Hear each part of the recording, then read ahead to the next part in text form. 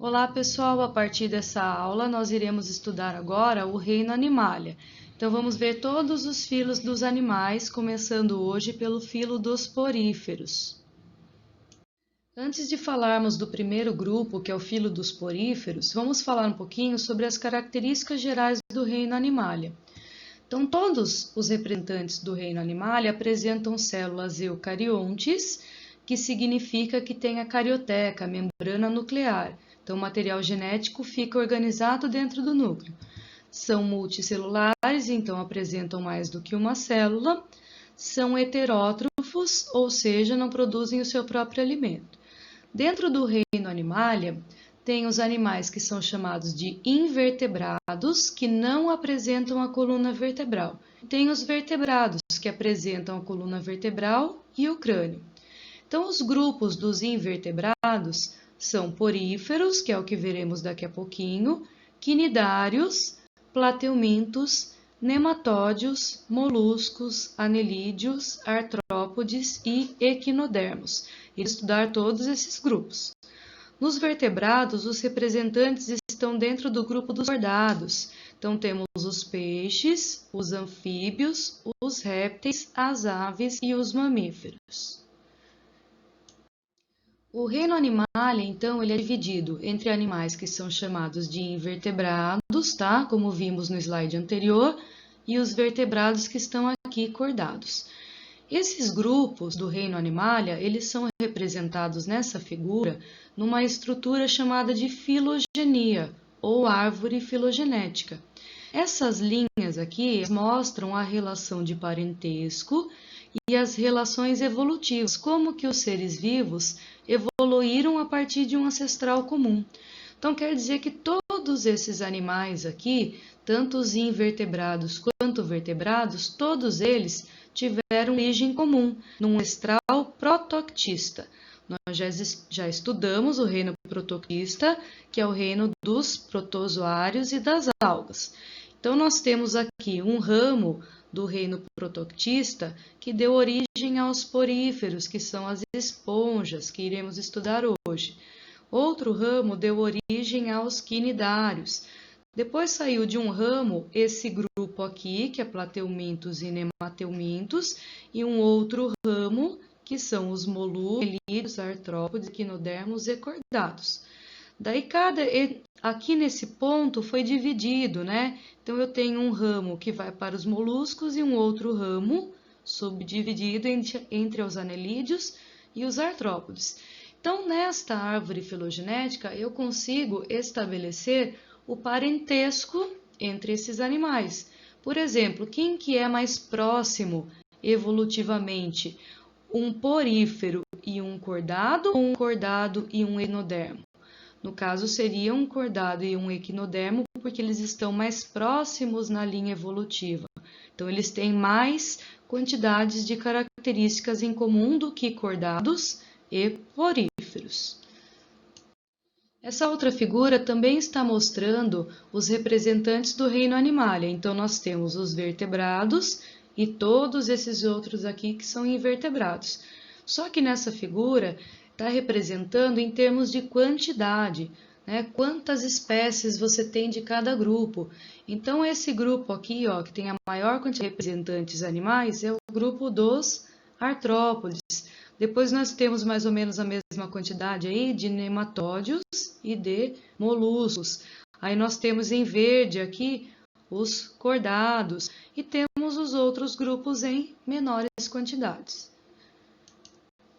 Agora falando sobre o primeiro filo, o primeiro grupo do reino Animalia é o porífera, tá? É o grupo mais simples, são os animais mais simples que nós encontramos dentro do reino Animalia. Então, aqui eu tenho duas figuras mostrando as esponjas, nesse caso são esponjas do mar, esponjas mais que vivem em ambiente aquático. Temos esponjas de água doce e temos as esponjas marinhas. O grupo dos poríferos, o filo porífera, ele é composto por animais que são aquáticos, então água doce ou água salgada. Nós temos esponjas que vivem apenas em água doce e outras espécies que vivem apenas em água salgada. são animais chamados fibrívoros por conta dos poros que têm no corpo, né? O nome porífero vem de poros. Então, o animal é simples, ele apresenta poros, apresenta uma cavidade chamada de átrio ou espongiocele e um orifício chamado de ósculo. Então, o poro serve para quê? Para a entrada de água.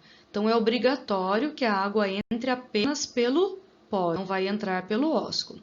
Quando a água entra pelo poro, ela está levando para a cavidade interna os nutrientes e o gás oxigênio. Essa cavidade interna ela é preenchida aqui por algumas células chamadas de coanócitos, que eu já vou explicar para vocês. Então, nessa cavidade vai acontecer a condução da água. A água entrou pelo poro, passou dentro do átrio e teve contato com as células que ficam aqui na região interna, que são os coanócitos. E aí a água obrigatoriamente ela sai pelo ósculo. Quando essa água ela sai pelo ósculo, ela leva os resíduos da digestão e o gás carbônico.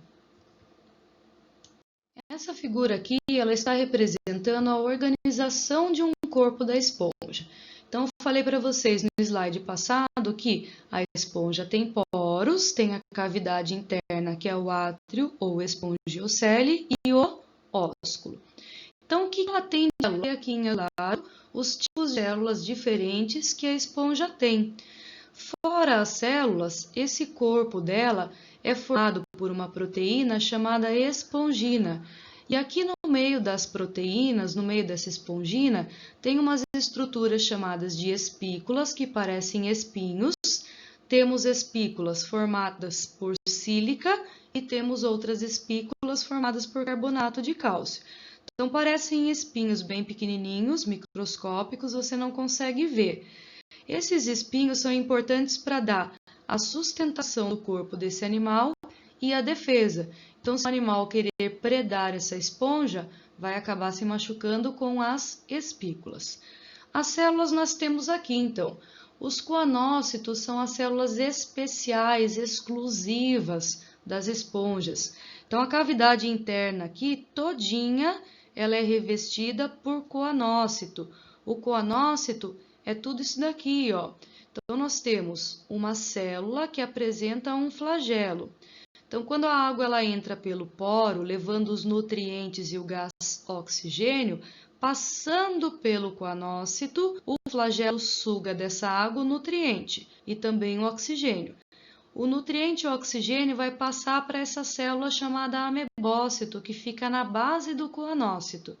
Então, o amebócito tem função de transportar o oxigênio e os nutrientes para as outras células. O amebócito também tem uma função especial, porque ele consegue se transformar em qualquer célula da esponja. Então, um amebócito pode virar um coanócito, um amebócito pode virar um porócito, um amebócito pode virar um pinacócito. Tá? Ele tem essa capacidade aqui. E ele também produz material que forma as espículas, que são esses espinhos que protegem e dão sustentação ao corpo da esponja. Os porócitos, eles formam os poros. Então, para que serve o porócito? Para a passagem da água. Os pinacócitos, que são células que estão aqui junto com o corpo da esponja, junto com a espongina, fazem a parte do revestimento externo da esponja juntamente com a espongina. Então, o que precisa lembrar, pessoal? Essa célula aqui, ela é muito importante, ela é a principal célula das esponjas. Então, a função do coanócito é capturar da água os nutrientes e o oxigênio. Então, eu posso dizer que o coanócito ele é responsável pela digestão e pela respiração.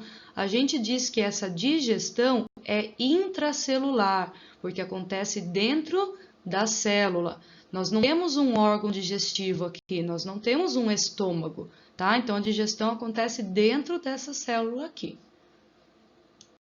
As esponjas que nós vimos até agora, elas são dessa forma que a gente chama de ascon. Só que, de acordo com a evolução, a forma, o formato das esponjas foi se alterando. Então, as esponjas mais evoluídas têm formato de sícon, têm formato de alcon.